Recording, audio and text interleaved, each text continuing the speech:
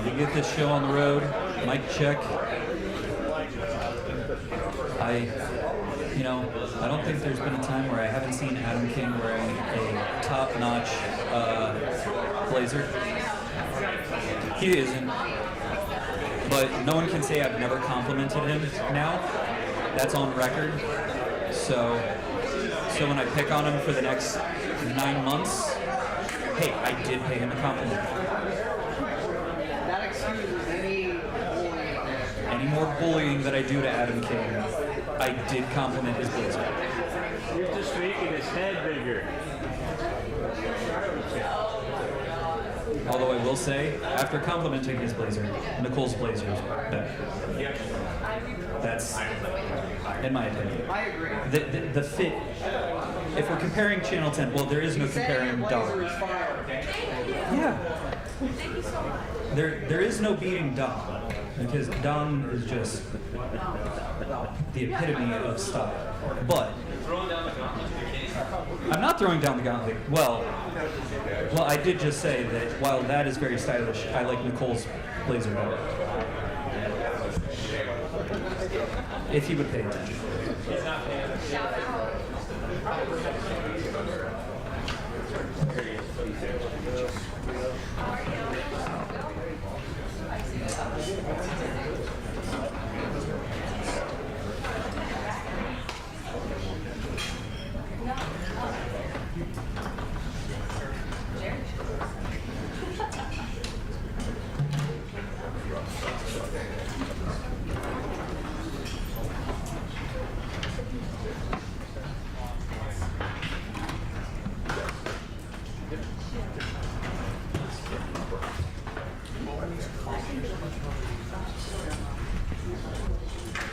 So folks, thank you all for being here on this lovely summertime day. Here in a minute, we'll get Director of Athletics Ross Bjork up here. He's going to open up with a number of comments first, and then when he's through, we'll open it up for questions. It's 12:59, and I think, Ross, I'll go ahead and turn it over to you.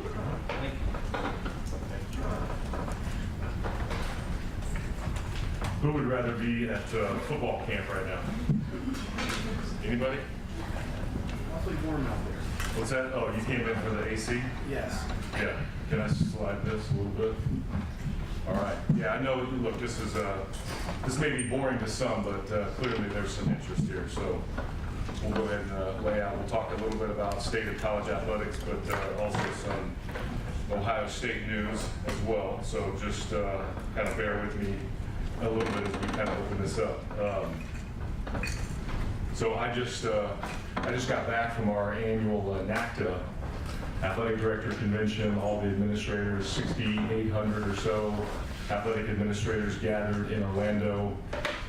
You know, fortunate to be the NACTA president for this past year. So that duty ended yesterday, passed the gavel off to the next president. But, you know, it really provided a lot of, I think, really affirmation about what we do. There's a lot of positive optimism, even though there is some uncertainty that we're still navigating. But, you know, I think we kind of try to bookend everything with, we're still going to go to class and we're going to play the games. And everything in the middle of that is going to be different, has been different. That's okay. We're all adapting. But if you think about those two fundamentals, academics and games, and then everything in between, I think that kind of lays everything out. So I've got a few things to do, but first want to acknowledge Janine Oman. She could not be here today on her retirement. She's been here, I won't say how many years, a long time. And she's just been so thoughtful, so graceful, just a tremendous leader, tremendous respect. And so we want to acknowledge Janine on her retirement. I told her when she approached me, I said, you can't leave yet though. I need at least one more year to transition all of this. And then I know you all want to celebrate this man right here, Jerry Emmett. And his retirement, absolutely. I'm sure you'll come up with all kinds of ideas on how to roast Jerry or get him back over time.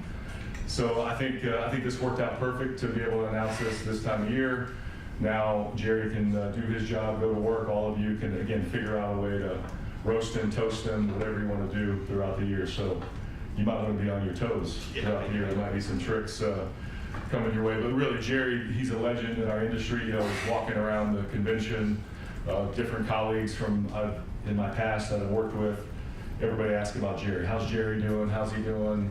You know, he's a legend. He does a great job. So we want to just thank Jerry for all you've done for the Buckeyes. So congratulations on the retirement. So I'm coming up on 1 year on the job, July 1st of last year. You guys all know we had the transition with Gene, and that was a great gift to be able to overlap. You know, this is just a great place. We know what the standard is, we know the expectation, but it's been really awesome just to meet so many people on the journey here. You know, I still feel like I'm calibrating myself a little bit. One, you want to do all the new guy stuff. Two, Ohio State is a big place. It's massive, and we have so many sports and athletes. And then we have all the changes. So between those three buckets, I think I'm still getting used to, you know, what's the rhythm? You know, how do I communicate? You know, how do we continue to, you know, soak ourselves in to all of this? It's been a really, really great pleasure to work with our board of trustees. We have a new athletic committee that's been really, really powerful to be able to engage on a really, really frequent basis with our board. And so I want to thank them. President Carter has been amazing, steady hand, lots happening in higher ed, right? And so to be able to have a steady hand, to be able to have somebody who understands athletics, but also can deal with the magnitude of Ohio State, I think has been tremendous. And so it's been great to work with our board and President Carter. I want to thank our staff.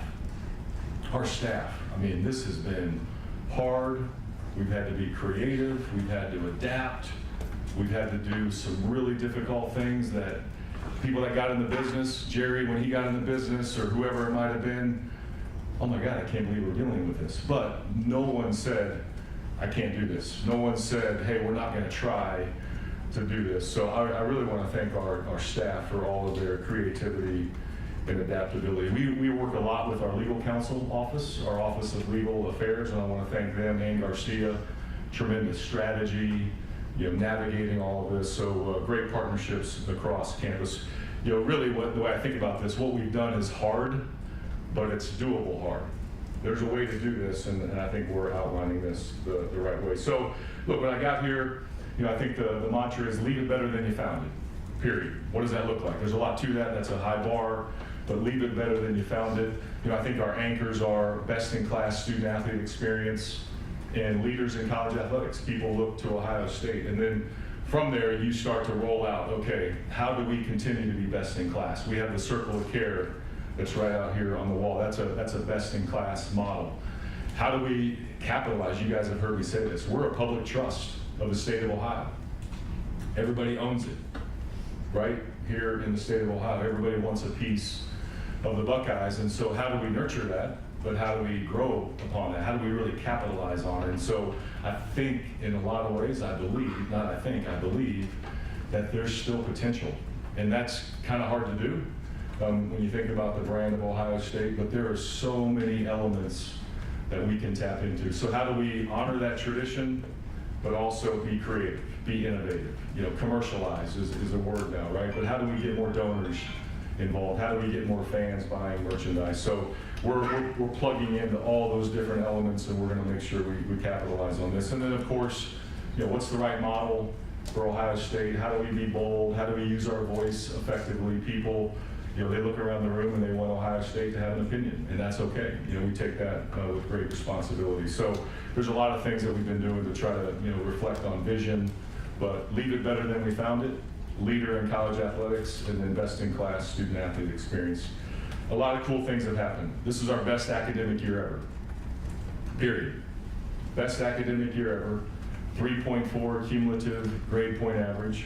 We have a 97% placement rate of our student-athletes this past year. So either they got a job, they're turning pro, or they're going on to some graduate school or some you know, post-higher education degree. So you think about that placement rate, 97%. We're still working. The 3% have something in the works, and so I think it'll be close to 100% here pretty soon. 506 academic All Big Ten selections.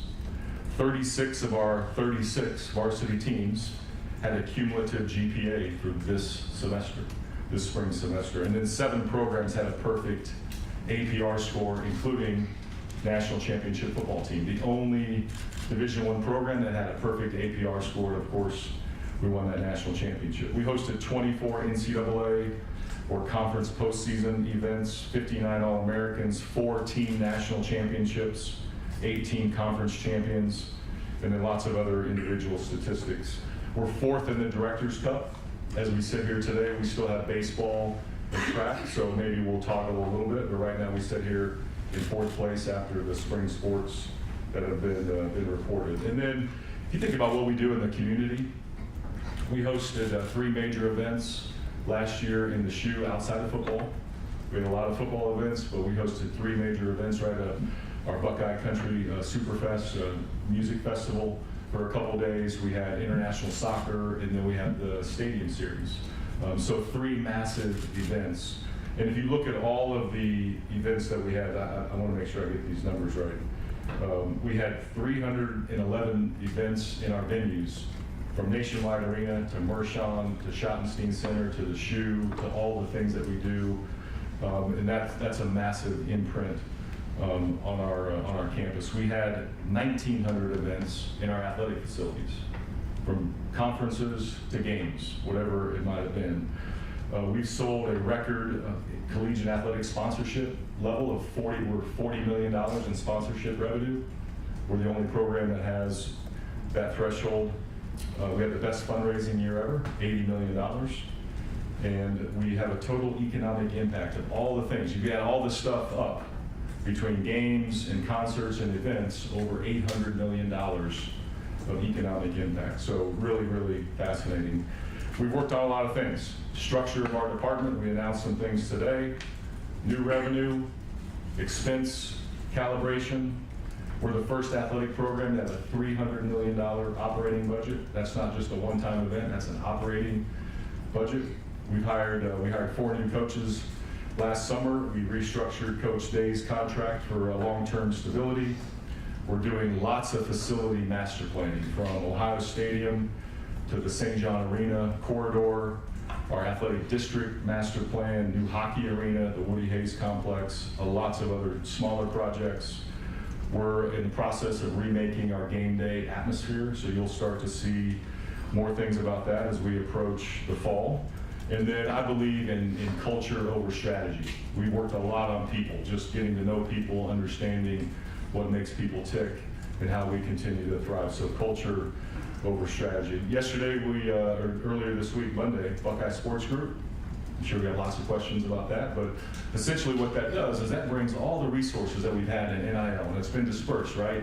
Collectives, a little bit of Learfield, right? Athletes can get, agreements on their own. This really brings everything under one umbrella. So the Foundation, 1870, the people involved in those groups, they want to stay involved, they want to help, and we embrace that. And so they've done a great job, but as we transition with Ohio State Sports Properties, it's really a marketing agency that can go out and arrange agreements between an athlete and a business. And I'll get into some of the house case elements here in a second. If you think about Columbus, 2.2 million people, we have 16 Fortune 1000 companies. We have 50 companies that employ over 1,000 people right here in Columbus. We have a ton of former athletes that live in our community, so we've got built-in connections. So really, really excited about the Buckeye Sports Group and the partnerships that have been created. Today we announced a center. This is not a physical space. This is kind of an umbrella description, so it's not a physical space per se, but we announced a center for sports intelligence and strategy. It's really a centralized resource. Many people have raced out and hired maybe what people call general managers.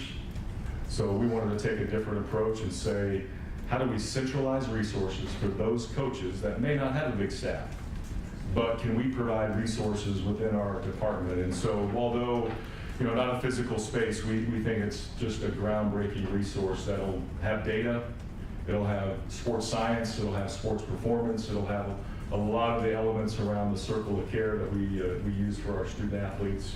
So we think it's an innovative approach to adapting to this new landscape. So some people are moving positions into this group.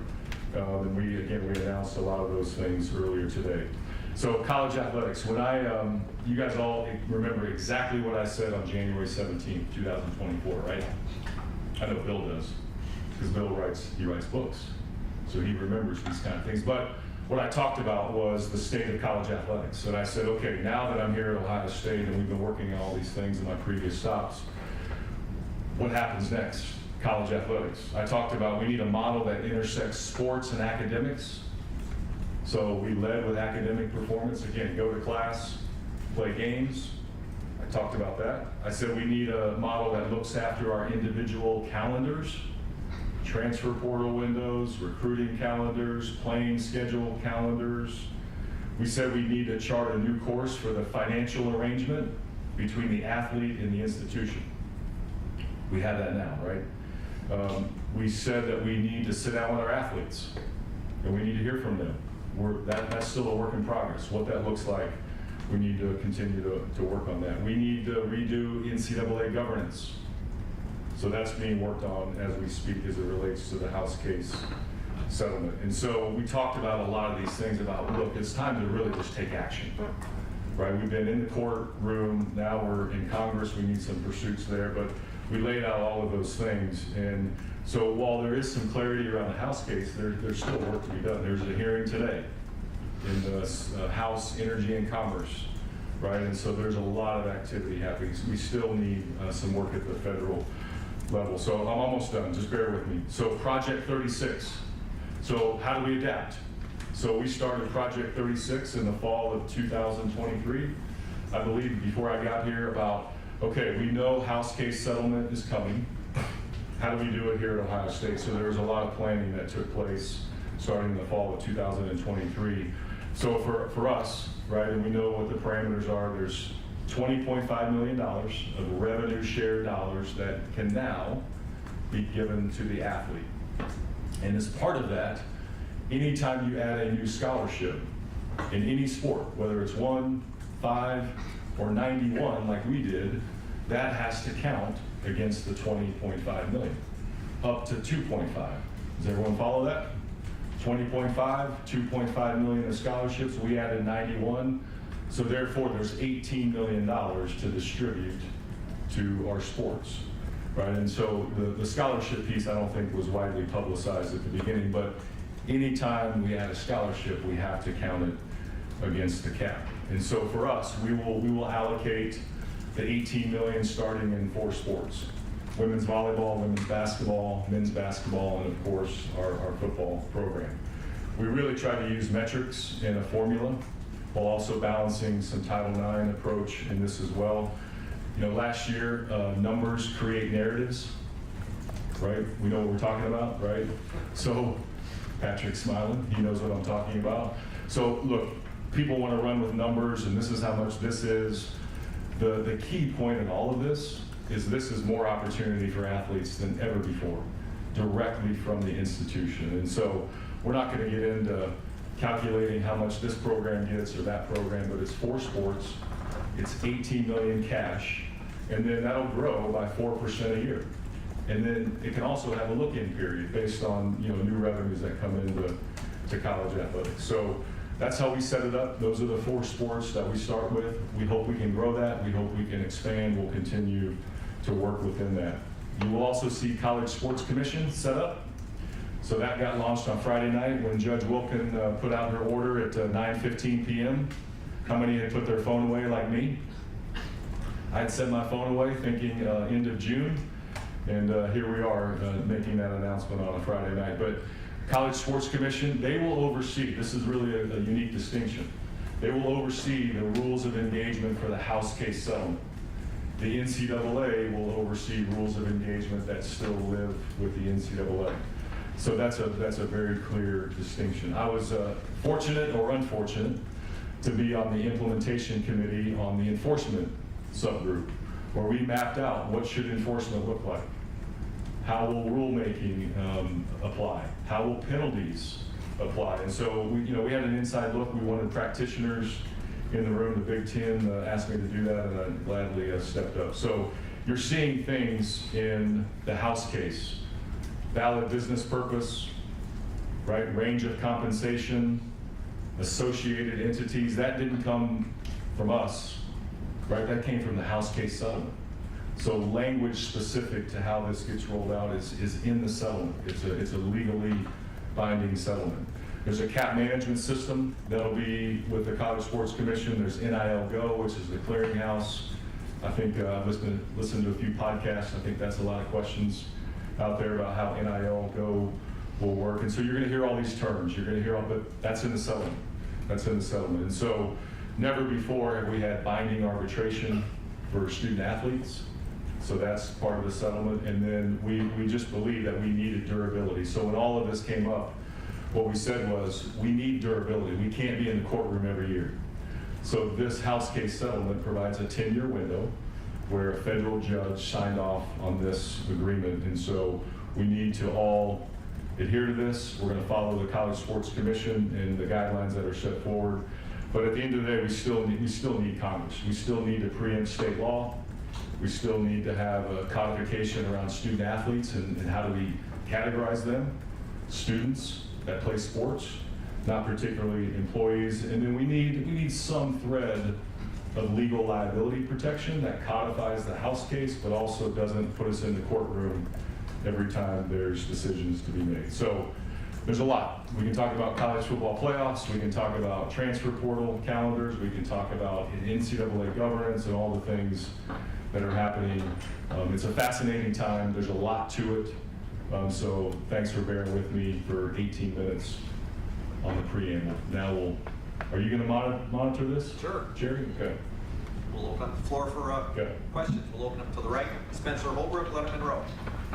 Yeah, Ross, the last couple weeks, folks from the SEC have been pretty vocal about what they believe the future of college football and the models of the playoffs should be. Do you think that the Big Ten and some of you guys should start speaking out more on what you guys believe is best for everything? And how do you start going about being more vocal with that? Yeah, look, here's the decision-making authority rests with the commissioners in the room. And then they bring that to the governing board of the CFP, which is presidents that represent all 10 of the conferences. So to me, debating it in public, I don't think that does any good. I think what we need to do from our perspective is we need to take a step back. We need to keep engaging with our colleagues across. I saw a lot of the SEC ADs this week. We had those conversations. And so, could we be more vocal about some positioning? Perhaps. But at the same time, there's so much work that has to be done. So look, we believe in what we believe in. We're willing to listen, and I think that's a position that we have to take. But playing it out in public and staking claim, what good does that do? Because one week it was 4-4, 2-2-1, had a lot of traction. That was out publicly, and then the next week it was 5-11. But have we accomplished anything yet? No. So let's play it out where it should be played out in these conversations where the authority lies. And so, look, we're confident in the commissioners. We're confident in Commissioner Petitti. I worked 12 years with Commissioner Sankey. We'll figure this out, but I think we need to all just take a step back and then come back together at the right time to fix it. Because we know we can fix it. We just have to come back together. Far left, Dan Holt, 11 Warriors. Ross, it's been well publicized that you made a push to get the Ohio State-Texas game moved to Sunday night. Kind of what was that whole process like, and what are you doing to try to get more of those marquee night games going forward? How much time do we have? It's up to you. Right? It's up to me? Okay. Is this a podcast? Is this a long-form podcast that we need to go through? Really started the conversation back in the fall, as we were forecasting out and knowing that we had a lot of noon games last year, just forecasting out, okay, we got Texas, big-time game, who knows what would happen. We didn't know what postseason would look like back in November, right? So just mapping out, okay, that's going to be a big game. And look, I think our program, our fans deserve some marquee night games. So we started having that conversation. Texas in the contract, it goes both ways. They have the ability to approve or not if the game moves off of a Saturday. We asked them, I don't blame them. But those conversations started. We worked with Fox, they were understanding. But really at the end of the day, there's no flexibility in the contracts. Fox bought the noon window, CBS bought the afternoon window, and NBC has the night window. And then the Big Ten Network and Peacock, layer into that. So what we need is we need more flexibility. Can that happen anytime soon? I don't know. But I think every program should deserve the right to have way more flexibility. We have carried the day for Big Noon. There's no question about it. If you look at the viewership, so we understand why Fox went with Big Noon. We understand why we're picked all the time, but we're hoping just more flexibility. That's what we're looking for. And so, you know, I think Commissioner Petitti is going to work with our TV partners. We're going to continue to have those conversations, but can anything change anytime soon? Probably not, because those contracts are rigid and they're locked in for several years. You mentioned that Ohio State has carried the day. Do you feel like you guys maybe need to throw your weight around a little more the next time those contract negotiations come up? You know, I think the question is, what does that mean? You know, what does that mean when you say that? And so I think we can be firm in our positioning. I think we can show data on how we have carried the day. So we have said no to Friday night games. I mean, there's been some things that we have kind of drawn a line in the sand, and that's okay. But I think we need to be thoughtful about, okay, there's going to be a balance. We do have a TV partner with Fox. They're paying us a lot of money. They actually sub-license to CBS and NBC, right? And so what we're hoping for is that there's a little more collaboration because of that, and so we'll continue to express that. Far left, Whitney Harding, WCMH. Hey Ross, one of the questions around the settlement revenue share does bring up Title IX. How do you work that out with a sport with so many players like football to try to even things out? And I've asked you this before, I'll ask it again, does Title IX need an update? Again, how much time do we have? You know, look, we have an obligation to follow Title IX in several buckets. Proportionality of student body comparison to our roster comparison, and we're about 50-50. We're really, really close, and we're proud of the work that takes place to get that done. And then you have financial aid allocation, proportionality to your student body. So we meet those two prongs. The revenue share in the NIL world is not subject to Title IX per se, but we do have an obligation to support our female athletes just like we do our male athletes. That's the one great thing about the Buckeye Sports Group, is most of the collective work has been male athlete dominated. The Buckeye Sports Group allows us to spread out the attention. So we can promote 100 female athletes and 100 male athletes just the same. Now the market may dictate different numbers, but from a Title IX standpoint, we think we'll be in a better position to support our female athletes. The back payment, I know there was an appeal yesterday.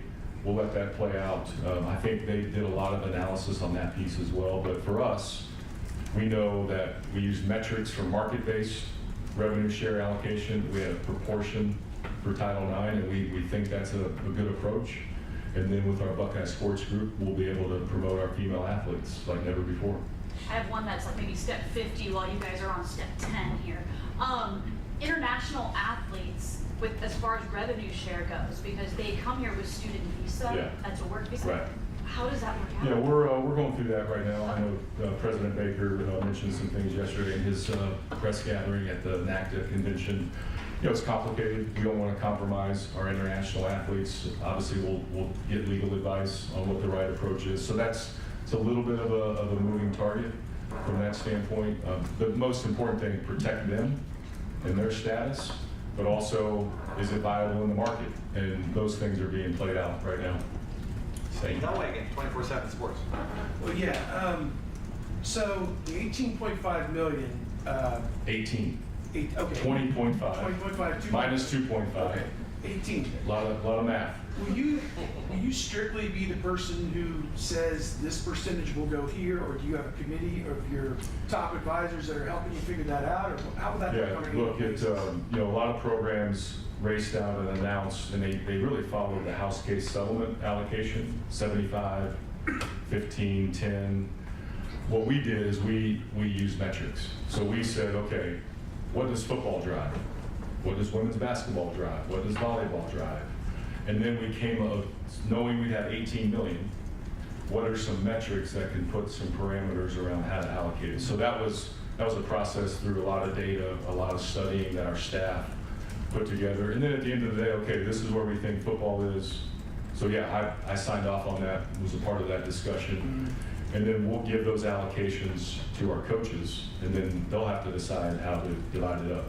The other great thing about our scholarship model is in the past, you had a equivalency model, so baseball had 11.7, and they had to divide that up. What we did in this model is we said, okay, baseball, your cash equivalent of 11.7 was this. We're gonna add this to your model, and then Coach Hare will have the ability to spread that out as he sees fit. So he will almost have his own sort of scholarship cap within his budget, but he can spend that as he sees fit. And that's the great thing about our intelligence and strategy center, is that we'll be able to provide central resources to all of our coaches. But really, the sports have to decide the revenue share bucket, the scholarship bucket. They're the ones that are accountable to that, and we'll support them centrally with resources. If I can ask, they're talking about if you want to compete at the national championship level in football, you're going to need about 30 million. If you want to compete at the national championship level in basketball, you're going to need about 10 million. You said 18, so that leaves $22 million that's got to come from outside sources into your department to then give to athletes and to promise to athletes to get them here, to pay the athletes, etc. Are you convinced that $22 million of these NIL Go contracts are going to get approved? And when that gets challenged, is that going to withstand court challenge? I mean, what? Yeah. What's this look like? Yeah, do we have a whiteboard in here? Look, here's the thing. It all depends on when. So what you just described is, when does that money get counted? So we have been in an environment the last 4 years, and then when Collective started, that there wasn't necessarily a valid business purpose between a collective and an athlete. It was, look, we have this money, we think you're worth this, here. There wasn't a lot of obligations by the athlete.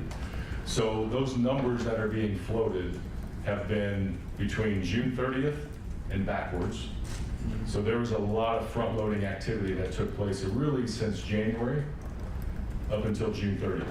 So when people are throwing out those numbers, you really need to say, okay, when are they counting that? Are they counting that from January 1st of 2025 all the way to June 30th of 2026? Then it might be at that number, because you have the cap that's established and you have the previous NIL environment. Going forward, you will have your cap. Everyone will have the same number. And I would think most of the Autonomy 4, Power 4 programs have a similar distribution model to us, especially when they added scholarships. But anything above and beyond that has to go through the clearinghouse, has to go through NIL Go, has to be approved. And it has to meet, again, valid business purpose. If it's an associated entity, it has to go through the system. And it will meet a range of compensation for a similarly situated individual. I didn't come up with that language, Deloitte didn't come up with that language, the commissioners didn't. That was in the settlement negotiated between the plaintiffs and the defendants. So is it going to be 40 million in the future? Doubtful. Could somebody have a really robust system? We think we can. What is that number? We don't know yet.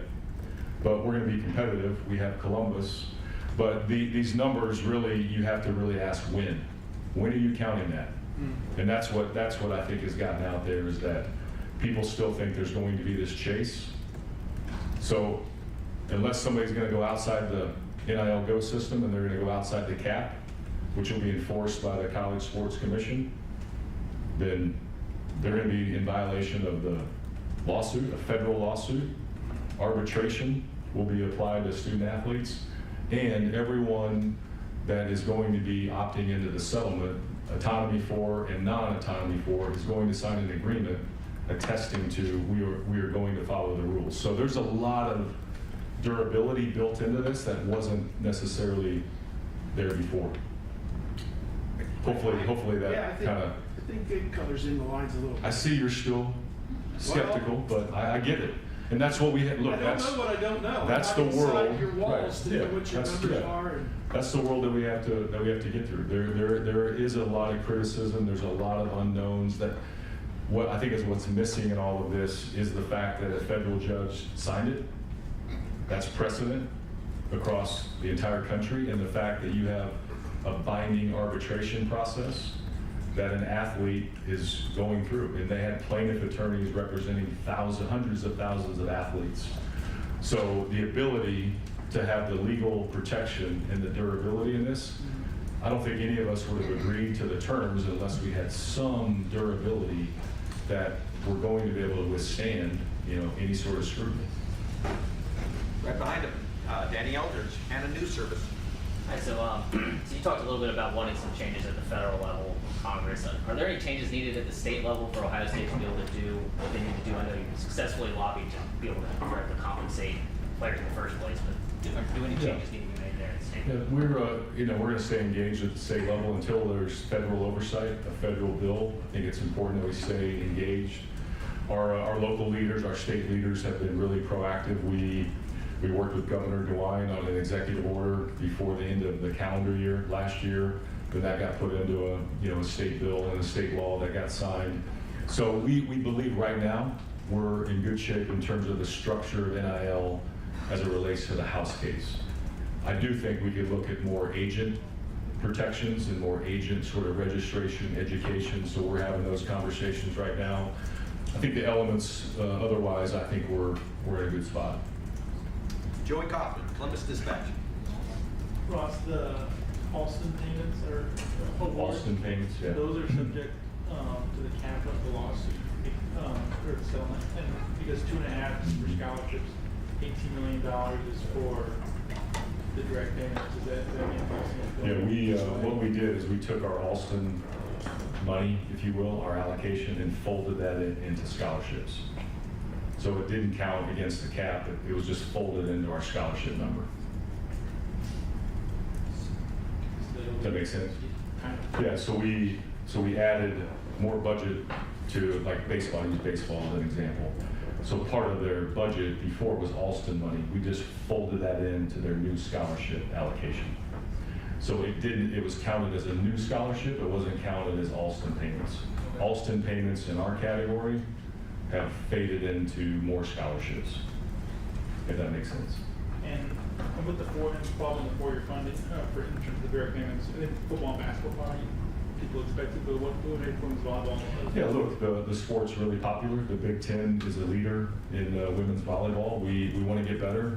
Coach Jen is working on a plan to get us back on track, and so we think with the attention that our program can receive, we think the Columbus market, volleyball is a booming sport. The Cavelli Center is an amazing atmosphere. So we thought volleyball could be a sport that could drive more revenue, but also the attention that it gets within the Big Ten.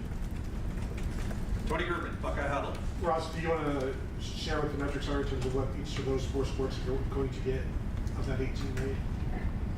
The specific numbers? Yeah. No. That's what I mentioned at the beginning. Numbers create narratives, right? And we just back to Steve's point, right? So no, we're not giving out. And plus, look, that's kind of a trade element, right? That we think we should be protective of. And so again, we're competitive in the marketplace, but the specific numbers, people get latched onto that. The important thing is 20.5 new scholarships, 18 million across 4 sports, and it'll grow over time.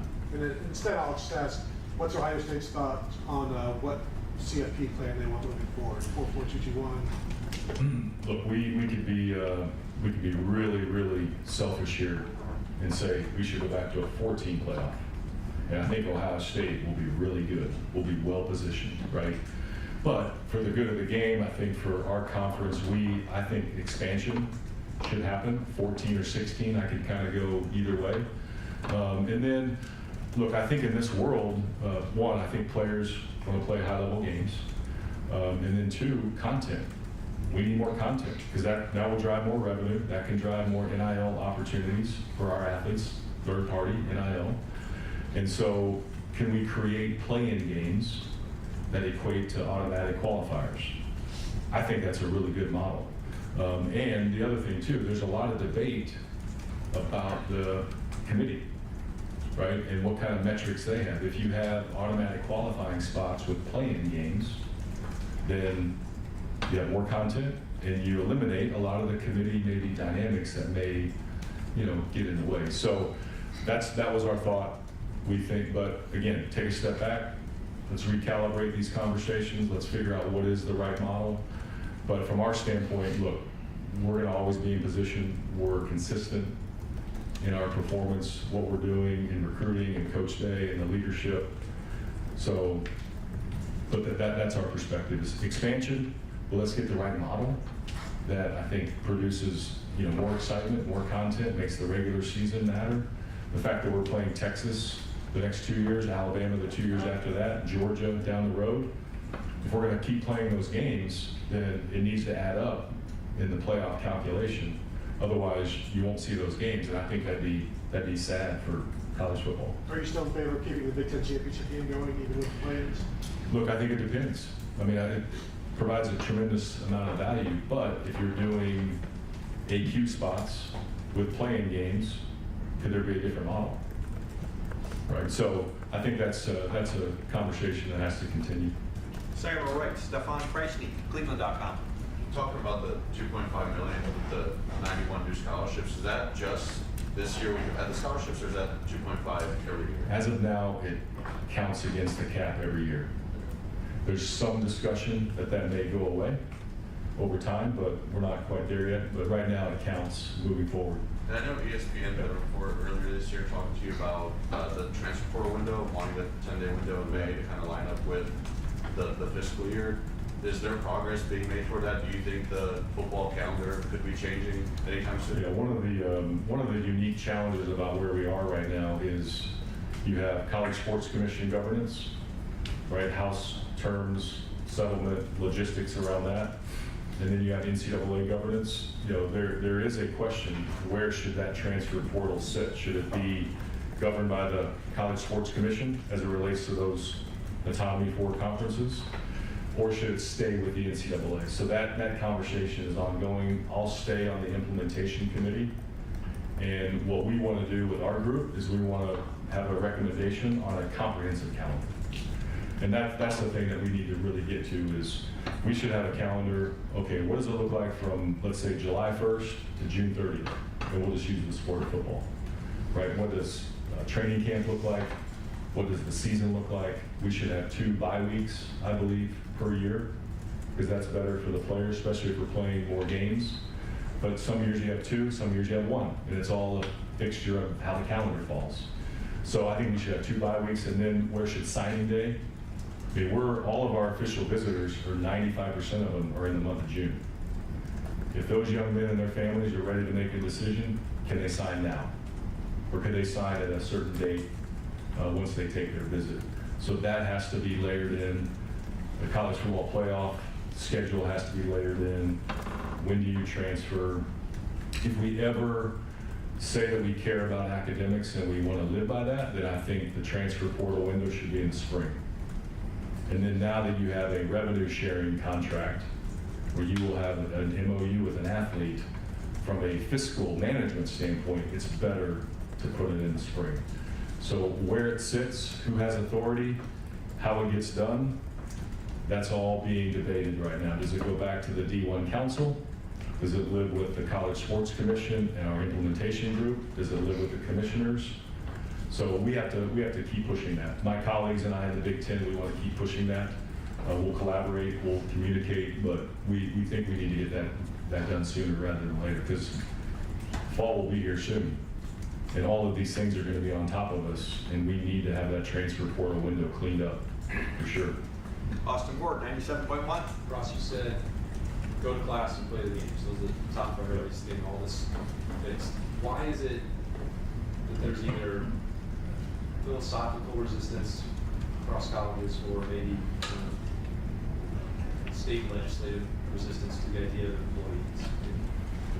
It sounds like it's a solution, but it never seems like it's one that is seriously considered. Yeah, that'll be a continued conversation. That conversation will not go away, whether that is in the halls of Congress from a federal standpoint, whether that is a local discussion. There's a lot of complications with it. It sounds easy that this would be a single source and this is how you do it. But you think about the fact that they are students. You think about what is sort of the work, if you will. We know there's a lot of time on it, right? And so I think the balance of the class, the type of work, the requirements, right, that are embedded in there, and then you take in state law, right? Each state has a different set of laws governing employment, governing collective bargaining. So you layer in just a lot of complications when it's just easy to say employment. Listening to this hearing today, there's a commissioner from a conference on the East Coast, and she was talking about if employment happened in her conference, she may be down to 2 sports, 3 sports per program. So the economics of it then layer out as well. So just a lot of moving parts. You know, could we ever get to a structure where they're codified as something, right? Independent contractor, whatever, and the employment piece is kind of separate, then I think we need to continue to have those conversations. I've heard from a lot of labor attorneys over the years that it's really, really complicated. And so we need to continue to flush that out, and that conversation is not going to go away. And when you go back to the revenue sharing cap here, for Ohio State that may have been able to go well beyond that, I guess there's a notion that this will level the playing field for college athletics. Our priority, I think most of us in here is talking about football. It feels like this move and capping at that number would be a net negative for Ohio State football. Do you agree that it's leveled the playing field, and would that be a concern for you if you could have exceeded that for this program? Well, look, everybody has the same number. That's again, federally mandated by a judge, right? 22%, which equals $20.5 million in the first year. Again, back to what our colleagues are doing across the country. Most programs are adding scholarships, and they're touching that 2.5. So everybody essentially is going to have 18 million. How they divide that up is up to them. Again, we think we're in a really competitive spot, and then if you layer in a third-party NIL environment, back to the numbers I gave, we're in a competitive spot. So now we have to orchestrate that, we have to arrange that, we have to make sure it meets fair market value. So Ohio State football is a built-to-last championship brand. That's not going away. How we navigate it is going to be an evolution, right? How other programs may, you know, there's a lot of studies on this, right? Basketball, NBA basketball, Supermax. They load up on 3 players, and then the rest are like way below average. How do programs do that? Do they load up on 10 players at key positions? Right, so all of this is going to really, really be a thoughtful process. I know with Coach Day, with Mark Pantoni, they are going through analytics on value per spot. Having Matt Patricia here from the NFL experience is tremendously valuable. Thoughts on, hey, this position in the NFL's valued at this level. You can apply that to college. So we will always be at the front of the game from a competitive standpoint, but others will have essentially the same resources. So then it's a matter of how do you continue to recruit, you know, to a championship brand, and we're going to be right there every year.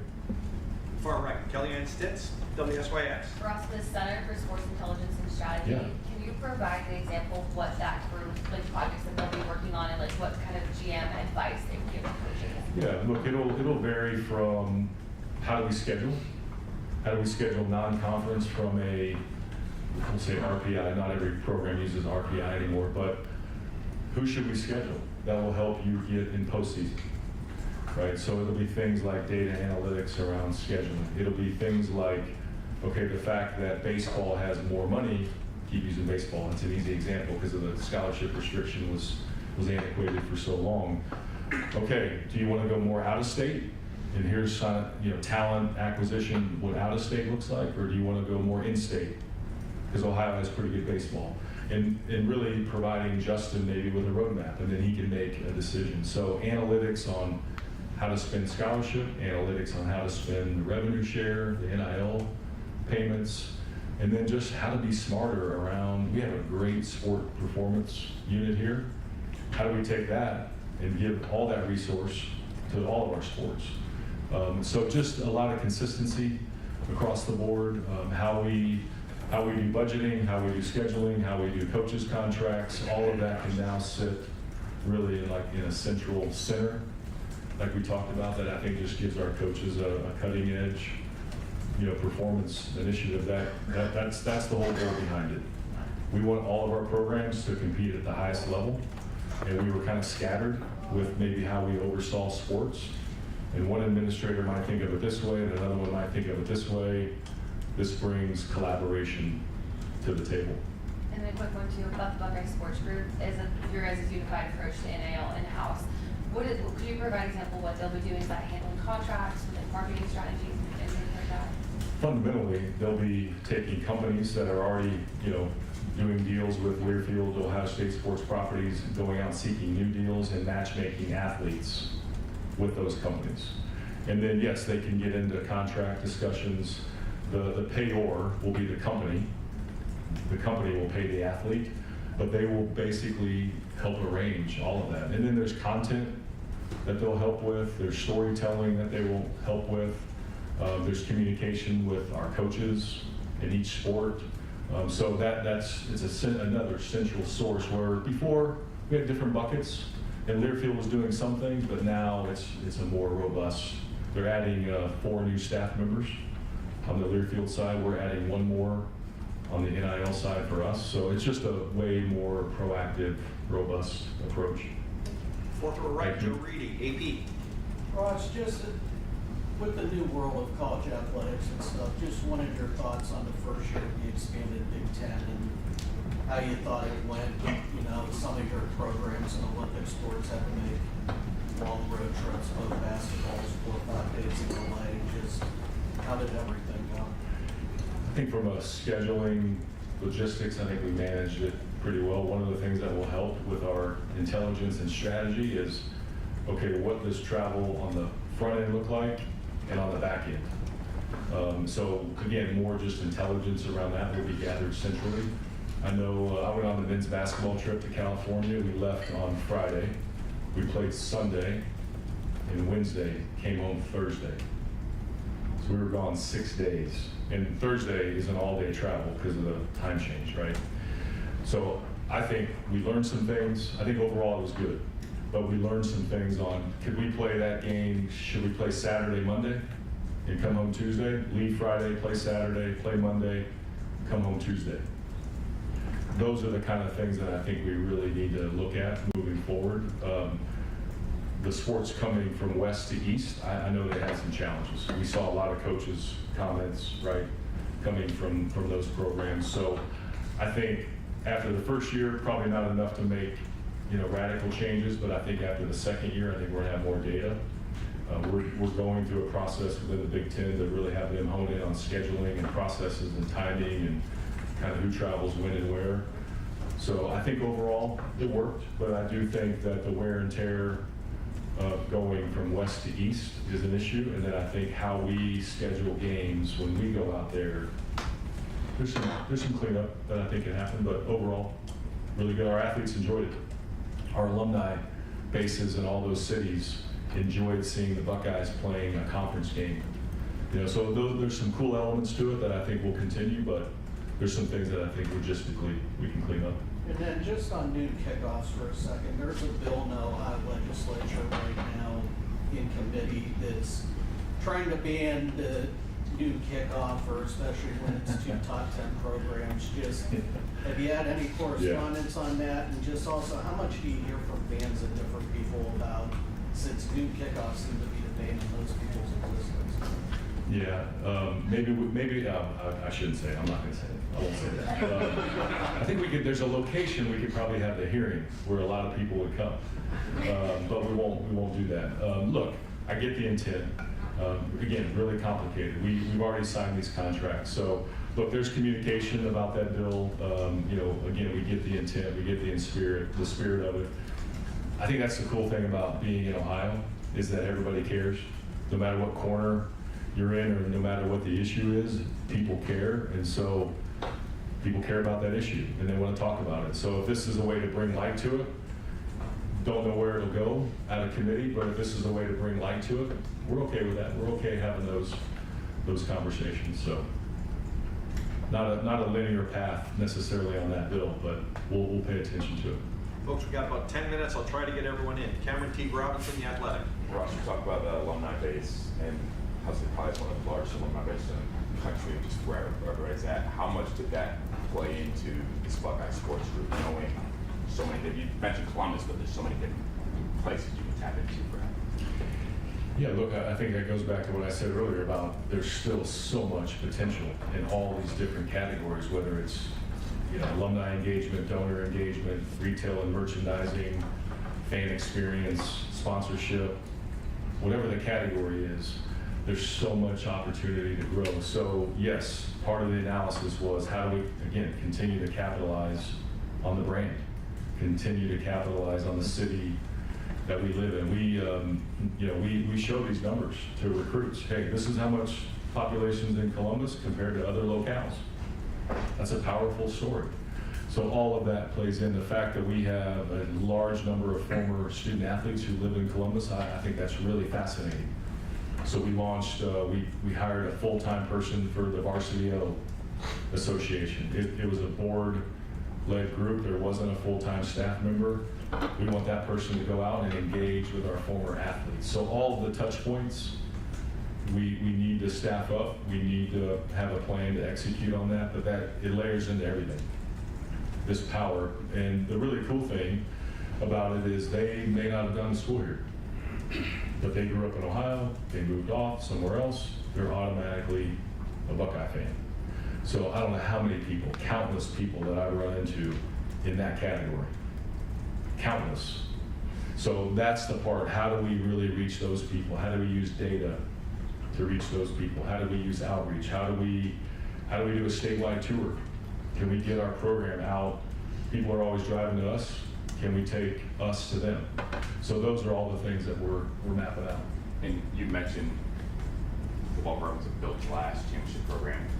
I'm curious, now that you've been able to kind of see it up close and behind the scenes, what is it about this program that stands out that really its consistency level is higher than everybody else's? That word right there, consistency. And that's not just on the wall. Our players can recite that. So I think the fact that there's competition, but there's love, the fact that there's the brotherhood, but yet we're going to go out on that field and we're going to represent the highest level. There's so much pride. What I say is we don't have to take shortcuts. We definitely don't take shortcuts on the field. Shortcuts, socially, behaviorally, and then academically. So that's the standard. And so to me, it's the consistency of how Coach Day leads that I've been really, really impressed with. And now the fact that we have this behind us, right, the championship behind us, there's wind even more so in the sails, and we're going to capitalize on that. Pat Murphy, 24/7 Sports. Ross, you mentioned game day experience, specifically football. I know you've talked about it before, but without maybe going into details that are going to come out later, how important is that now that you've had a year seeing all that, and what do you want to get that maybe we haven't seen? Yeah. More night games. We've already covered that, right?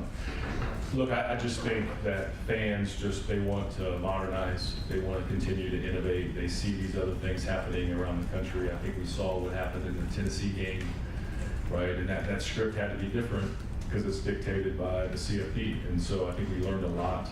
We were already studying things before that, but we learned a lot from that. So when we play music, how we play music, how we have to do sponsor obligations, but how we do that, can that look different? How we recognize, former athletes, award winners, we have this famous ramp, right, that the band comes down.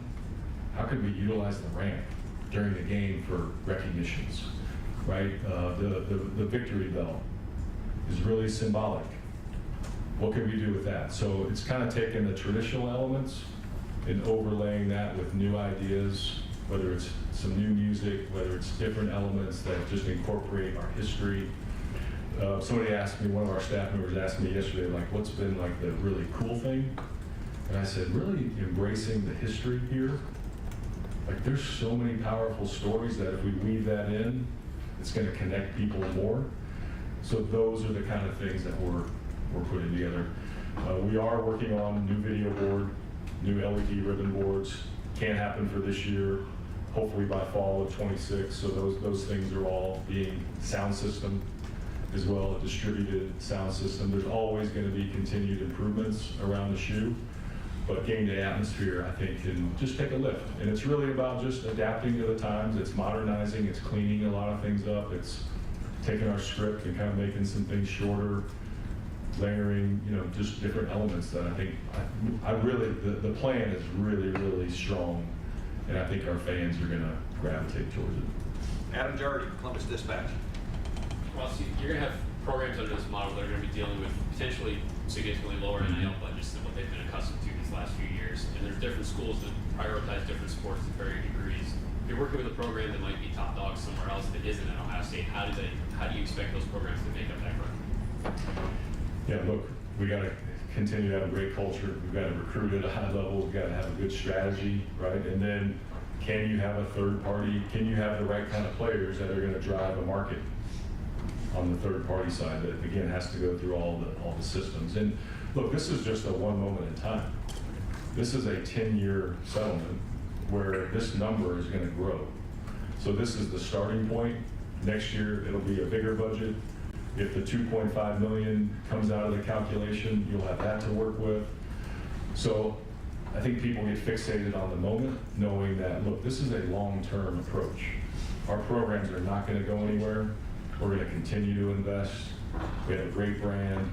So we have to help, and we have to be creative. I know in the basketball world, people are worried about basketball-specific programs. That's a reality that we're going to have to deal with. We're going to have to face. There's programs that have singular sports that compete at a really high level that we compete against. There's some of the Big Ten that are a Big Ten affiliate member in other sports. Could they go all in those sports? They might.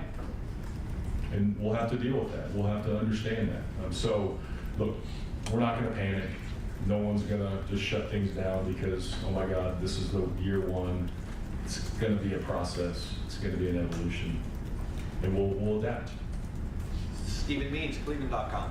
I think most of us in here maybe just assuming that at some point the CFP is going to expand again, which 14-16 you're fine with. You guys also have, you got Texas the next 2 years, you got Bama, you got Georgia on the schedule. With an expanding playoff, after seeing how it works this year, does that make you want to schedule more games like that or less games like that? TBD. I mean, so you really need to understand what it looks like. Or do we keep those games? If there's a different model that really doesn't fit playing those kind of games, and it's all about just being 12-0 or 11-1, then maybe we shouldn't play those games. So I think you have to put everything on the table. So I wouldn't say, we're not racing out to schedule out into the future. We want to see what this looks like. Right now, those games are on the books. But the SEC has a decision to make on do they go to 9 games. We definitely think that consistency of conference games, the number of should apply. If we're going to have all these models, playing 9 games should be consistent across every conference. So that is a position that I think is real. So how these non-conference games play out, I think it's too early. But we're keeping them. We'll embrace it. We'll go play. And they have to do the same thing. They got to play us too. So I think too early to tell what the future is. And I know you're starting with the 4. Be a part of revolution. Maybe that goes away, but it doesn't. What happens here? Why is it still realistic to expect to be able to maintain 36 varsity sports on this campus with this new model? That's a priority. That was the starting point, is we will maintain 36 sports. You have an obligation to the young people in those programs. There's a lot of historical programs that compete here. We want to maintain that. We want to grow that. How we spend our money can look different, and that's okay. We'll manage through all of that. But the obligations to those young people, to the fans who support those programs, then you have some legal things, right? You have Title IX. You got to balance all of that. And so the risk profile of dropping sports, if you look historically, is typically not good for programs that do that. So the starting point was 36 broad-based opportunities. So we're able to handle it. We can generate the right kind of revenue. We've recalibrated the expenses the right way.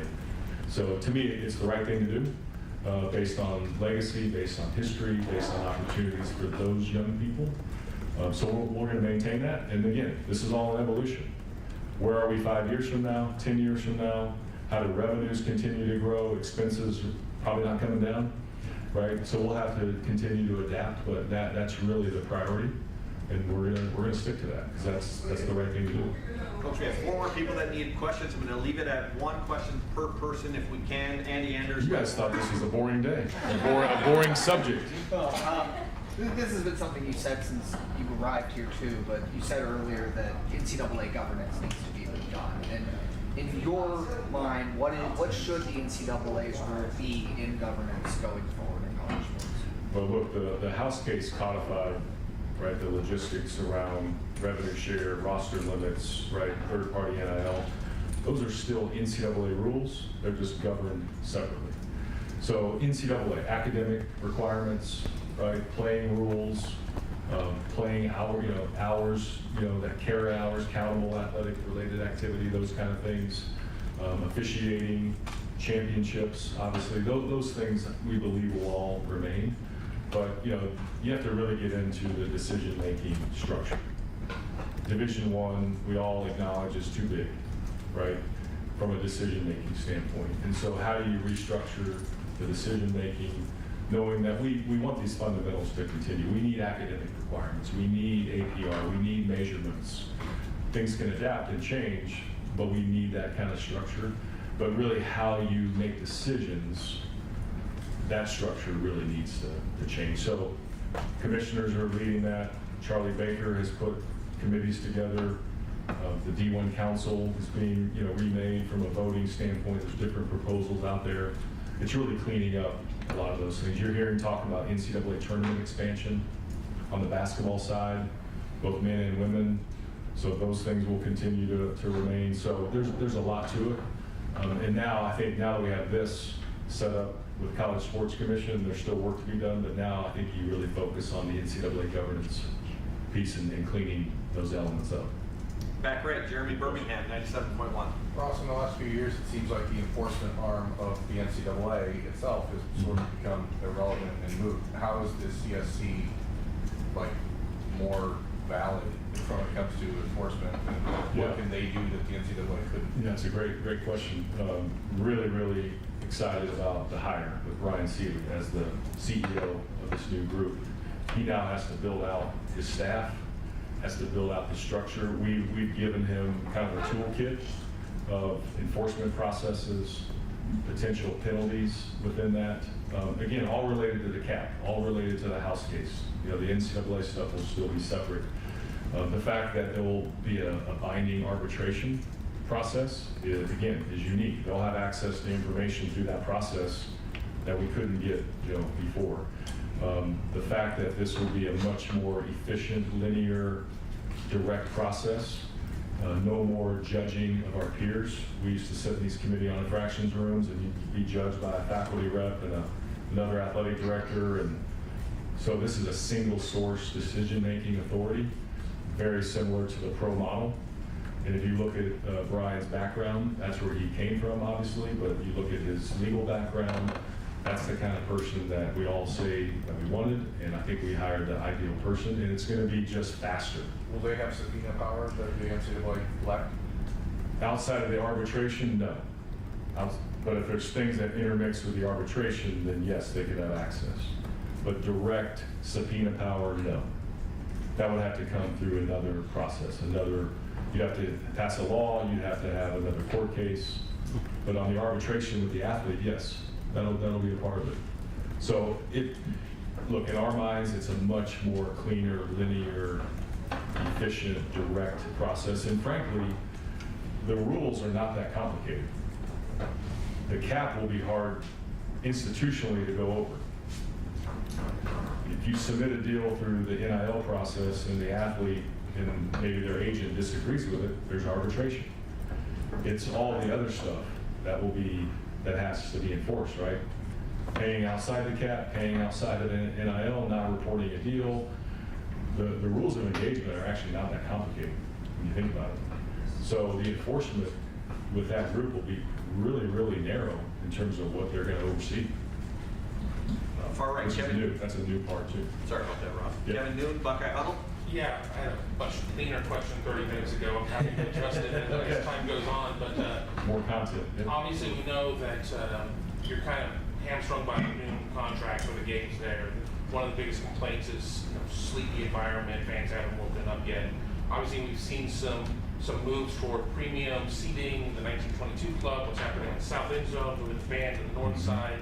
How do you find that sweet spot though of creating these additional revenue streams that are necessary to grease the wheel that is college athletics, and to find things? I mean, fans do look at the Tennessee game. Fans do look at Penn State, where it is. I mean, it's a different building. You can't compare building to building, but it's a much louder environment. How do you find things that are going to maybe address some of these sleepy crowd areas? Yeah. Look, I think technology can help, right? So we're addressing the technology piece of it. Flashing lights and things like that. If we always have noon games, then flashing lights don't work.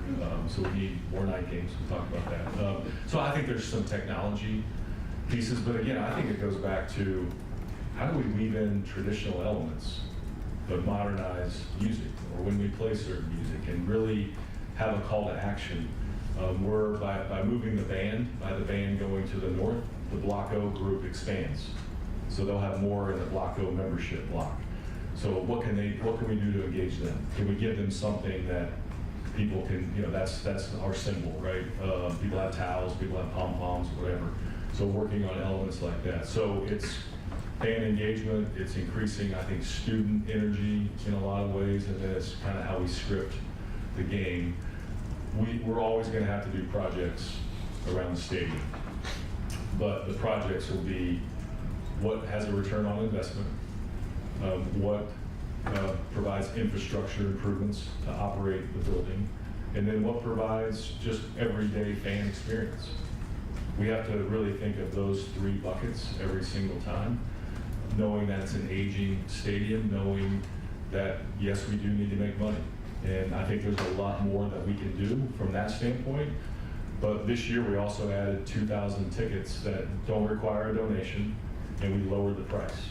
So how do we continue to do those kind of things so that we can speak to all of our fans, and that when they walk in there, they're like, okay, I'm coming back. So all those things, concourse improvements, wayfinding, we have a lot of infrastructure things on our concourse, like dumpsters and things like that. How do we get those out of there to clean things up? We don't have a place to put them right now, so we've got to build that first to remove them. So those are all the things that are in the works. We're doing a comprehensive master plan study on the stadium that I think will yield over time the right outcomes. And final questions, Bill Rabinowitz, Columbus Dispatch. Just generally, big picture, what do you think of the House settlement? What do you like most about it? What do you think are the flaws with it? And what would you like to see out of federal legislation if that ever comes? Yeah, look, clarity. Clarity of a model that is durable, based on a federal judge stamping it, based on the athletes having more things than they've ever had before, on both sides, on the arbitration side, on the revenue side. The fact that we do have a new enforcement entity that's outside the NCAA, because there's been frustrations with all of that. So I think really the main thing is clarity. Does it solve everything? Does it solve the employment piece? No, it doesn't. Does it address Title IX and how that plays out? No, it doesn't. So it's not perfect, but it's progress that we've never had before. It's transformational progress. Congress, really, we think it's a simple approach. State law preemption, so that way there's federal oversight. Some category of what the student athletes are called, employee or not, or otherwise, right?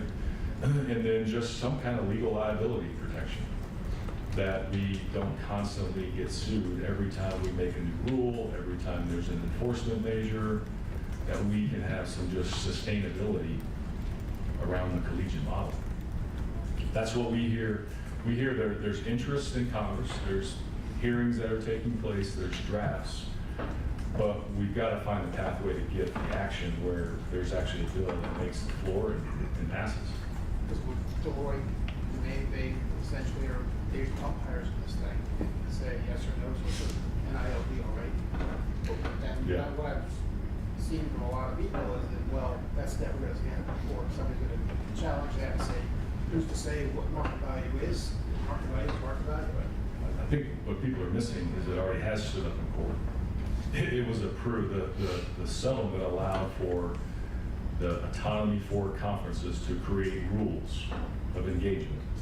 The rules were then created based on valid business purpose, a range of compensation, right, and associated entities. So that's what I think people are missing, is that a judge already signed off on this. And there's arbitration, which is really hard to pierce. If you really look at history and precedent, I'm not an attorney, I don't pretend to play one, but we get a lot of advice, right?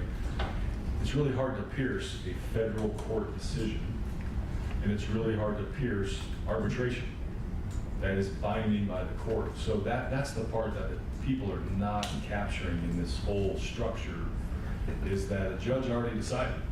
You can make rules. The rules have been set, and now there's arbitration for the athletes. So, look, is that to say that there won't be anything? No. But it will be really hard to penetrate, again, the court order, the settlement, and the arbitration process. There's no other way to talk about it other than this is what's been laid out in black and white, and we have to live by it, we have to stick to it. There has to be teeth when there is violations from College Sports Commission. And so, again, a lot of this stuff is fluid, but it's the right model that I think all of us are saying, this is clarity. Let's go, let's put all this behind us, and now we can all move forward. Can I ask you one more? Do you have a number in mind about what the third-party revenue target is? Yeah, I mean, we have some things that are in the works. We have a lot of activity. You know, our Buckeye Sports Group has been, circulating and socializing a lot of this. So we're in the market, but now we can really be in the market.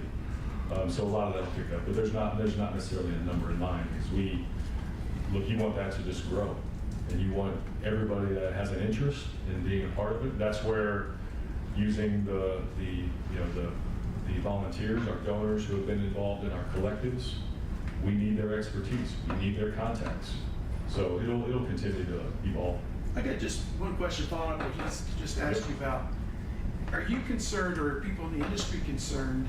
I get what you're saying, that the court has set a precedent and come out with this ruling, but this applies to people who've never agreed to any of this. The current student athletes have had no say in where this is at, and I would think the court would be sympathetic to their plight and say, you never agreed to this arbitration, you never agreed to any of these provisions. Wouldn't the court, is there concern that a party that never bargained for any of this is going to be held to it? I'm going to try to stay in my lane. I'm not an attorney, but they did represent a large class. There was a class action that was certified by this whole process, so they did represent a large class of people. There is the ability for future athletes to opt out of it, right? So there is some protections for future athletes. Again, is it 100% foolproof? No. But again, piercing a federal court order, federal judge, all those things like I talked about. So that's what we have to move forward with. Look, in talking to our athletes, they want clarity. They want to know, okay, if I do this, okay, and I do 5 appearances, this is what I'll get. They want that clarity. So I think most of our athletes, they're embracing this opportunity because they want the clarity that just hasn't been there. Hey, sign this deal over here with this group, and then tomorrow you're going to sign this deal, and then, hey, a month from now you're going to do this. But we need to bring clarity for the athletes so they know the rules of engagement, and this is what everything in this settlement provides. Ross, thank you very much. Okay, thanks a lot. Wow, that's good. A lot of good stuff. Thank you all.